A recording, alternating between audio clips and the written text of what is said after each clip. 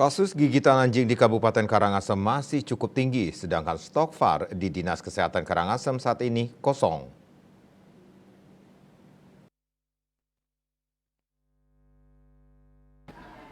Kepala Dinas Kesehatan Karangasem Igusti Bagus Putra Pertama mengungkapkan stok VAR mulai kosong sejak akhir Oktober 2023 lalu.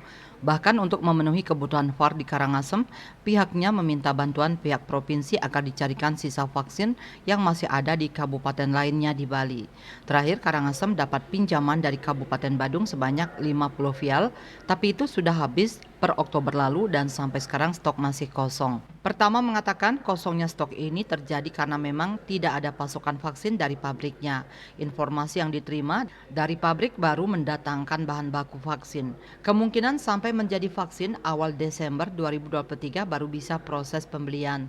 Dia menjelaskan jika terjadi kasus gigitan, pihaknya mengimbau akan melakukan SOP penanganan awal dahulu, seperti mencuci luka bekas gigitan menggunakan sabun dengan air mengalir. Setelah itu baru dibawa ke puskesmas serta memastikan hasil uji lab hewan penggigit apakah positif rabies atau tidak dari petugas terkait.